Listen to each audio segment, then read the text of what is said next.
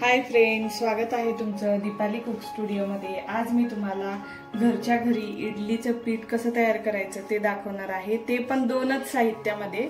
इथे मी रेशनिंगचे तांदूळ घेतलेले आहे 2 वाटी, 1 वाटी उडदाची डाळ घेतलेली। या वाटीच्याच अंदाजाने मी 2 वाटी तांदूळ इथे घेतलेले आहे। हे रेशनिंगचे तांदूळ आहे, तुम्ही तुमच्याकडे जे असतील तांदूळ ते वापरू शकता। आता आपण हे दोन्ही व्यवस्थित धुवून घेऊया।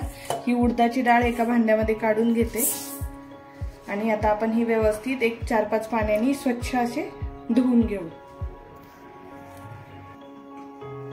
या भांड्यामध्ये मी तांदूळ व्यवस्थित धुवून घेतलेले आहे आणि एक अर्ध बोट बुडेल एवढं यामध्ये पाणी ठेवलेलं आहे। उडदाची डाळ सुद्धा सेम स्वच्छ धुवून घेतलेली आहे आणि त्यामध्ये सुद्धा अर्ध बोट आपलं बुडेल इतकं पाणी ठेवलेलं आहे। आता ह्या दोन्हीवरती आपण झाकण ठेवूया।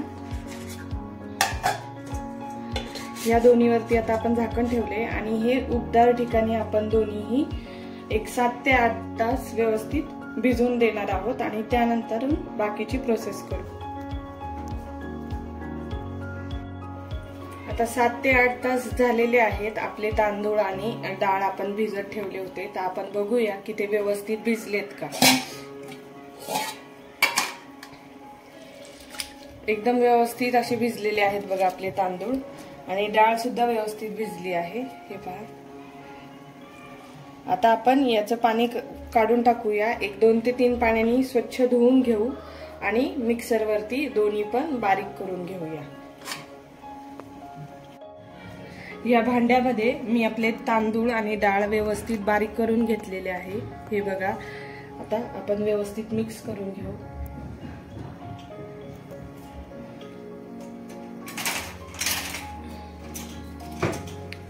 अतिशय मस्त असं आपलं घरच्या घरी छान असं इडली बनवण्यासाठी पीठ तयार झालेलं आहे। या पिठापासूनच तुम्ही इडली, डोसे, आप्पे असं बनवू शकता। फक्त बॅटर आपल्याला जसं हवंय तसं आपण तयार करायचं। हे बघा किती मस्त असं आपलं इडली बनवण्यासाठी पीठ इथं तयार आहे। आता आपण यामध्ये थोडं मीठ घालू। यामध्ये आपण सोडा किंवा जाड जे पोहे असतात आपण जे भिजवून मिक्सर वरती बारीक करून वापरतो, तर ते सुद्धा वापरणार नाहीये।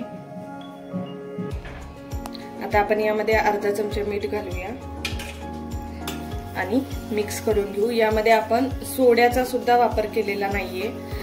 आता आपण यामध्ये मीठ घातलेलं आहे आणि छान असं मिक्स करून ठेवू। बघा किती मस्त आणि स्मूथ असं बॅटर आपलं तयार झालेलं आहे आणि आपली इडली सुद्धा एकदम भारी तयार होते। घरच्या घरीच असं दोनच साहित्यामध्ये मस्त असं आपलं पीठ इथे इडलीचं तयार आहे। आता इथे आपलं इडली बनवण्याचं पीठ व्यवस्थित तयार झालेलं आहे। आता आपण हे पीठ इडली बनवायला किंवा डोसे, आप्पे तयार करण्यासाठी रेडी आहे आपलं पीठ। तर तुम्ही पण अशा पद्धतीने घरच्या घरी कमी साहित्यात, अगदी 2च साहित्यात हे पीठ तयार होतं। अशा पद्धतीने घरच्या घरी मस्त असं हे पीठ तयार करा।